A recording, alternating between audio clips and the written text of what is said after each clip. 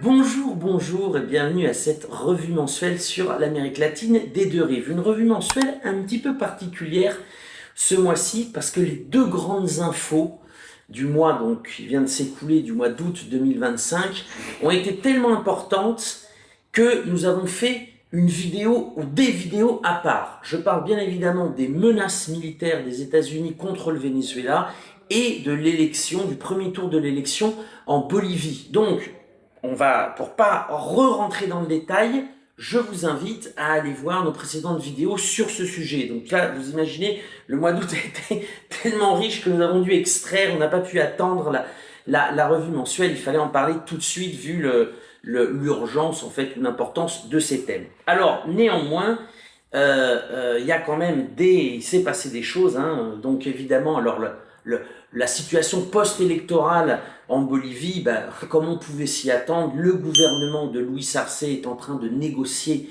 une transition avec la, les vainqueurs, on va dire, du premier tour, hein, qui sont donc beaucoup plus à droite que la proposition initiale de Luis Arce ne l'était en tout cas. Et donc, étant donné qu'il y a des accusations judiciaires de corruption contre la famille de Luis Arce, eh ben, l'actuel président bolivien a remis en liberté des putschistes qui s'étaient illustrés donc durant le coup d'État de 2019, et notamment Janine Áñez, donc qui était la présidente par intérim, en fait, issue du coup d'État, et puis Luis Fernando Camacho, qui était le fer de lance de ce coup d'État, qui était en prison et qui ont été relâchés. Faut-il y voir un début de négociation pour éviter à la famille d'Arce d'aller en jugement quand le prochain gouvernement s'installera? L'avenir nous le dira. En tout cas, ces libérations jettent le doute là-dessus. Voilà. Alors, je ne reviens pas sur la Bolivie, comme je l'ai dit, je vous renvoie aux analyses que vous trouverez sur le site Les Deux Rives, ainsi que sur cette chaîne YouTube. En revanche, conflit territorial entre le Pérou et la Colombie. Alors, qu'est-ce qui s'est passé? Sur la frontière amazonienne, le Parlement péruvien, sans consulter son homologue euh, colombien, a déclaré, a institué une nouvelle entité administrative donc à la frontière, alors que le territoire est, on va dire, pas contesté, mais en tout cas ne fait pas l'unanimité. C'est pour ça qu'il y a une commission mixte entre la Colombie et le Pérou pour traiter des différents frontaliers, justement, et normalement ce genre d'initiative se prend au sein de cette commission pour éviter des frictions.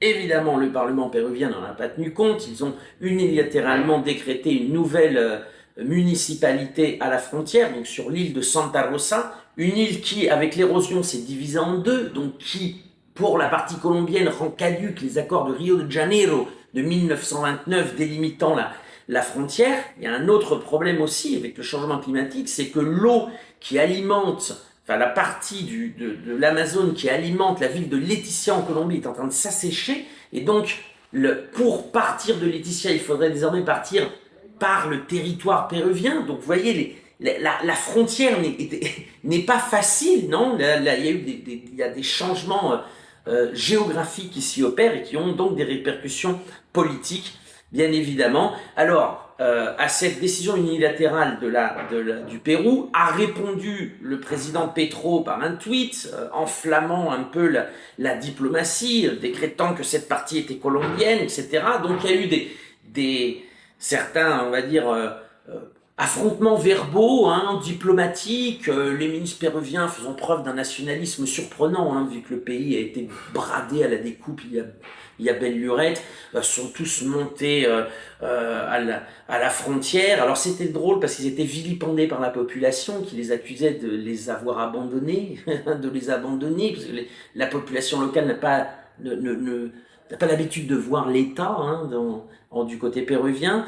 Et donc après, donc le président colombien a mis un peu d'eau dans son vin en disant qu'effectivement les problèmes frontaliers, surtout sur une frontière aussi complexe, devaient se résoudre en commission mixte ou alors par les peuples, parce qu'il y a aussi un troisième acteur qui n'est autre que le Brésil. Donc c'est une triple frontière entre le Pérou, le Brésil et la Colombie.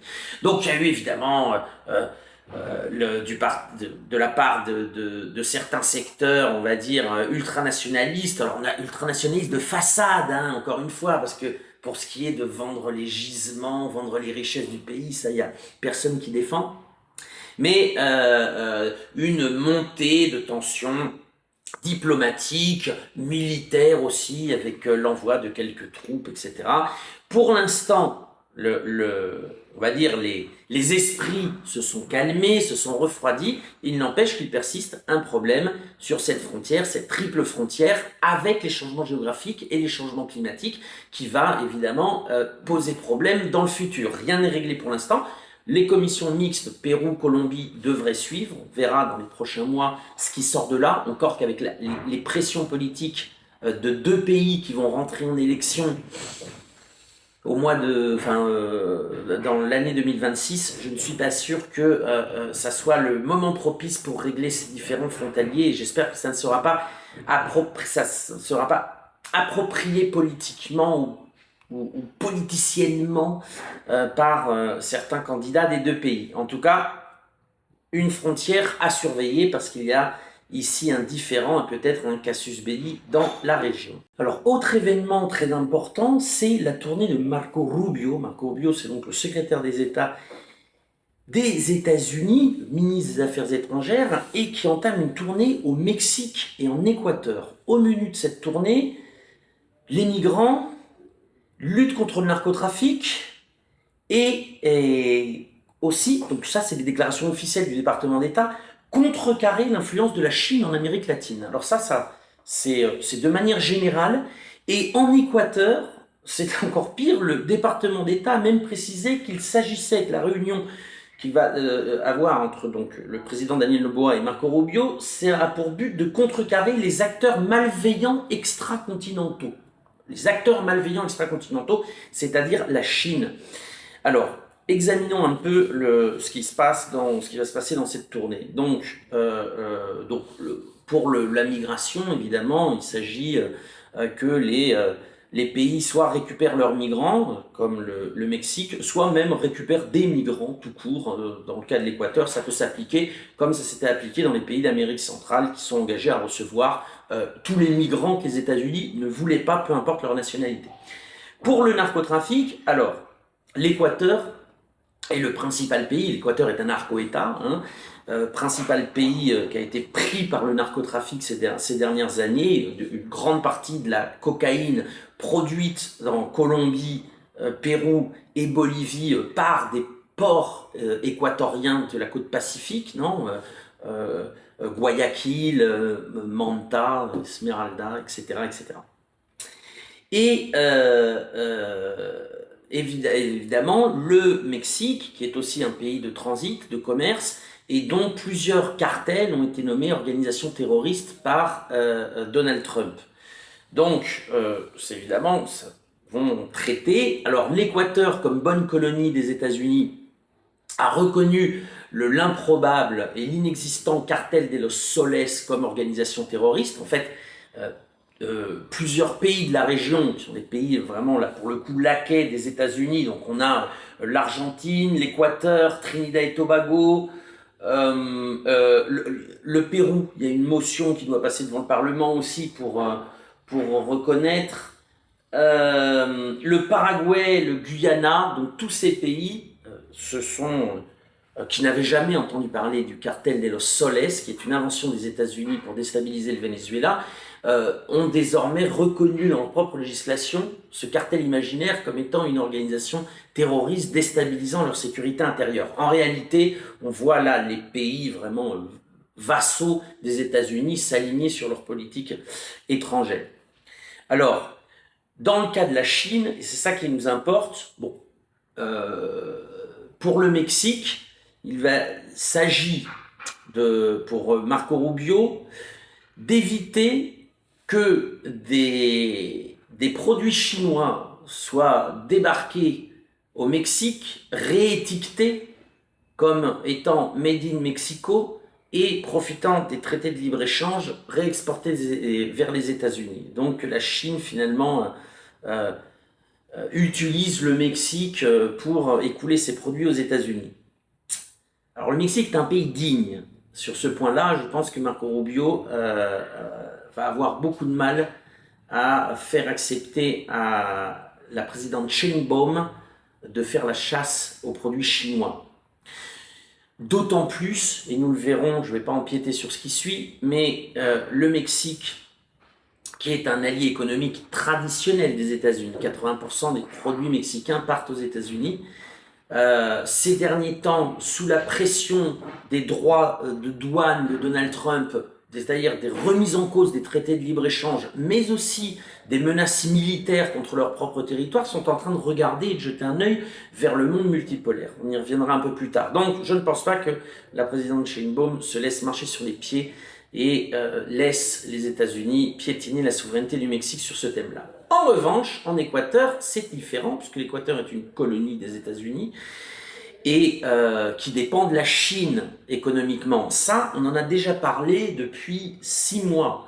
C'est-à-dire, après avoir mis au pas les gouvernements vassaux d'Amérique centrale, les États-Unis vont désormais s'en prendre aux gouvernements vassaux d'Amérique du Sud, c'est-à-dire ces pays qui sont des colonies états-uniennes au niveau politique, pour la plupart d'ailleurs occupés militairement par les États-Unis, mais dont l'économie repose sur des échanges commerciaux avec la Chine. Et là, je parle de l'Équateur, du Pérou, du Chili, de l'Argentine en partie, et peut-être demain, malheureusement, de la Bolivie.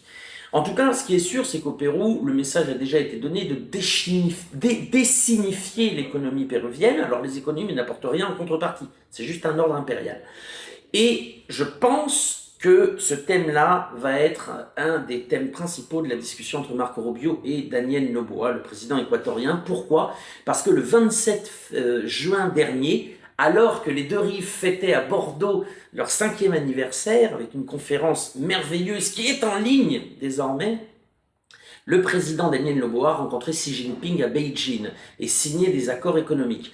Et donc je pense que Marco Rubio va rappeler à Daniel Noboa, dont la famille est partie prenante dans le trafic de drogue international, qu'ils ont des billes et qu'ils devraient bien réfléchir avant de mettre son pays sur les rails de la Chine. Je pense qu'il va être rappelé à l'ordre. Voilà. Voilà donc pour la tournée de Marco Rubio à bien surveiller. Mais en tout cas, c'est important. Et c'est, je pense, la première d'une des nombreuses tournées qu'il va faire en Amérique du Sud dans les prochains mois, ne serait-ce que pour ordonner les pays aussi vassaux contre le Venezuela et pour éviter que la Chine ne perdure ou élargisse ses investissements dans les infrastructures et dans le commerce bilatéral avec les pays d'Amérique latine. Voilà. Alors, je continue dans la même voie avec une rencontre mais très très importante, alors dont qui n'est pas récente. Si vous nous écoutez sur les deux rives depuis quelques mois, vous savez qu'il y a eu une lente gestation dont on pourrait faire remonter au départ du président López Obrador et à l'intronisation de la nouvelle présidente Claudia Sheinbaum. Et le président du Brésil, Lula, avait participé à cette transition du pouvoir au Mexique et avait lancé les bases d'une coopération entre les deux géants de l'Amérique latine, d'une coopération beaucoup plus renforcée. Pourquoi c'est un revirement exceptionnel ? Parce que le Mexique, comme nous venons de le dire, est orienté depuis des décennies vers les États-Unis. Son économie est très imbriquée dans celle des États-Unis. 80% de ses exportations vont vers les États-Unis. D'ailleurs, ce qui avait fait dire à López Obrador qu'il n'était pas contre les BRICS ni le monde multipolaire, mais son économie était tellement en complémentarité avec celle des États-Unis qu'il ne pouvait pas en faire partie. Ça, c'était il y a plusieurs années. Et puis le Brésil qui est le géant de l'Amérique du Sud, mais qui regarde depuis aussi plusieurs décennies, qui regarde l'océan, au lieu de se retourner et de regarder l'Amérique du Sud, voire l'Amérique latine. Alors, un petit chiffre comme ça, la somme des échanges commerciaux du Brésil avec tous les pays de l'Amérique latine est inférieure aux échanges commerciaux entre le Brésil et la Chine, mais aussi entre le Brésil et les États-Unis, entre le Brésil et l'Union européenne, et même entre le Brésil et les pays asiatiques hors Chine. Donc là, il paraîtrait que le Brésil se retourne lentement et regarde le continent. Comment cela a-t-il été possible? Grâce à un grand magicien qui s'appelle Donald Trump et qui, à force de menacer les pays, que ça soit politiquement, militairement ou économiquement, a fait qu'ils commencent à douter de la fiabilité de leur partenaire commercial et qu'ils commencent à regarder ailleurs. On a vu d'ailleurs récemment, pour sortir un petit peu du continent, que ça s'était passé exactement de la même façon avec l'Inde. Hein, les États-Unis ont menacé l'Inde de droits de douane complètement ahurissants, voire de pression politique. Comment a réagi le président Modi? En se rendant au sommet de l'Organisation de coopération de Shanghai et puis a rencontré Vladimir Poutine, Xi Jinping et les leaders du monde multipolaire. Sur le continent latino-américain, c'est à peu près la même chose. Nous avons vu dans la vidéo du mois précédent que les États-Unis ont menacé le Brésil pour des thèmes qui étaient totalement brésiliens, non? C'est-à-dire des thèmes de la justice, du procès contre Bolsonaro ou de la régulation des réseaux sociaux. Le Brésil n'est pas Macron, le Brésil n'est pas von der Leyen, le Brésil est un pays digne et donc ils réagissent. Voilà, ils réagissent en se rapprochant de l'autre géant latino-américain, lui aussi menacé économiquement aussi par des droits de douane et la remise en question du traité de libre-échange qui unit le Canada, les États-Unis et le Mexique, mais aussi menacé militairement, puisqu'il y a tout un secteur des États-Unis qui veulent intervenir militairement contre les cartels mexicains, mais en réalité contre le territoire mexicain. Voilà, bravo Donald, excellent. Là, tu as fait quelque chose qui était pratiquement impossible, même dans les grandes heures de l'intégration latino-américaine, et je pense que ce genre de réaction va s'approfondir dans le futur. Alors, quels ont été les accords entre la délégation brésilienne au Mexique? Principalement des accords pour le secteur automobile, pour la partie mexicaine, dans le secteur de l'agriculture, pour la partie brésilienne, et dans le secteur énergétique, notamment la production conjointe de biocombustibles et l'exploration de pétrole offshore, les deux pays ayant une grosse industrie pétrolière. Voilà, ça c'est un mouvement tectonique en Amérique latine, c'est très très très important, et évidemment, alors là, il faudra suivre ça de près. Voilà. Alors, je reviens toujours en plat de résistance, en dessert, sur le Venezuela. Alors, j'ai fait une vidéo expliquant les menaces militaires contre le Venezuela. Je voudrais juste rajouter quelques petites choses. La première, je voudrais faire une introspection dans l'histoire du Venezuela. Je rappelle que c'est le pays dont les habitants ont libéré la moitié du continent. C'est un peuple de guerriers, c'est un peuple épris de liberté et de souveraineté. C'est culturel. Je ne voudrais pas dire génétique, mais quasiment, on va dire. Mais en tout cas, c'est culturel. Laissez-moi vous lire plusieurs citations de Pablo Morillo. Pablo Morillo, c'était le gouverneur et le capitaine. Donc le Venezuela était une capitainerie. Et donc la plus grande autorité du royaume espagnol au Venezuela, c'était Pablo Morillo durant les années de guerre d'indépendance. Et Pablo Morillo parle du llanero. Le llanero, c'est les hommes des plaines, les cow-boys vénézuéliens, qui déjà à l'époque étaient les troupes d'élite qui vont se constituer comme les troupes d'élite de l'indépendance du Venezuela et du continent. Pablo Morillo, d'ailleurs, commence... il y a plusieurs citations, y compris à des années différentes. J'ai tout remis pour vous faire un petit texte, mais vous allez voir, c'est très intéressant. Pablo Morillo décrit alors ça, c'est dans une lettre au ministre de la guerre espagnol. Il décrit l'homme à cheval, où le llanero n'a besoin de rien d'autre que d'une branche d'arbre armée d'un morceau de fer, ou de macara, un bois très solide qui remplace les lances, et de son cheval qu'il manie parfaitement sans bride ni selle. Il dit, ces gens féroces et paresseux, il ne les a pas encore devant lui, ces gens féroces et paresseux qui, en temps de paix, erraient en caravane à travers l'immensité des plaines, volant et pillant les troupeaux et les villages voisins, ont trouvé dans la guerre une occasion très favorable pour vivre selon leurs désirs et leur inclination. Alors ce mépris du peuple vénézuélien d'il y a 200 ans, fait par l'Empire espagnol à l'époque, ressemble assez fortement au mépris et à la méconnaissance du peuple vénézuélien actuel par l'Empire états-unien et ses porte-voix, ses porte-paroles de Marco Rubio à leurs complices locaux du Venezuela. Je continue avec des déclarations de Pablo Murillo. Ça a 200 ans. En dehors du champ de bataille, ils sont sales, désordonnés et traitent les officiers, qui ne sont en vérité pas meilleurs qu'eux, avec la même liberté qu'ils se traitent entre eux. Alors, encore une fois, le mépris, etc. Mais là, on voit quand même la façon horizontale, finalement, qu'ils avaient de s'organiser au sein des groupes armés, presque de guérilla, contre l'Empire espagnol, non? Avec cette notion de liberté qui est très ancrée dans la culture vénézuélienne. Et puis ensuite, Pablo Murillo a ces fameux llaneros en face de lui, notamment à la bataille de la Quesera del Medio, à la bataille de Semen aussi.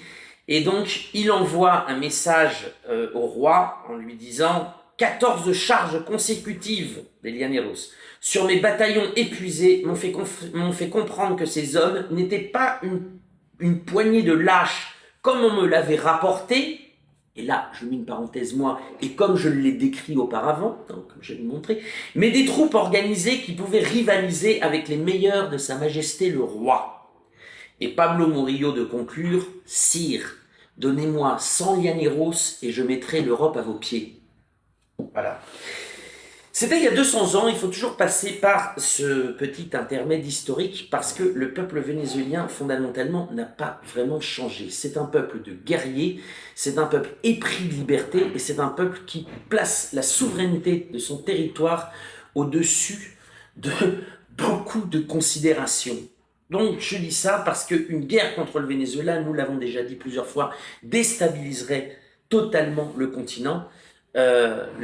S'il s'agit de récupérer les ressources énergétiques, notamment le pétrole, ça ne va pas être si simple. Alors les États-Unis n'ont évidemment pas la prétention de remplacer Maduro. En fait, ce qu'ils veulent, c'est détruire le Venezuela et toutes les institutions de l'État pour pouvoir le morceler et lui voler ses richesses. Cela aurait un effet considérable, notamment sur les deux pays à côté, sur la Colombie de Gustavo Petro, mais aussi sur le Brésil.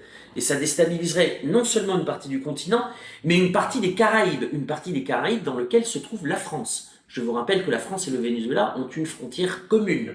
Voilà comment la France ferait face à une déstabilisation généralisée de cette partie du globe qui la concerne. Ça, évidemment, il faudrait demander à l'Élysée s'ils ont un contrôle des dommages prévus en cas de guerre. Alors, évidemment, il y a aussi le contrôle du Venezuela, mais aussi le contrôle des Caraïbes.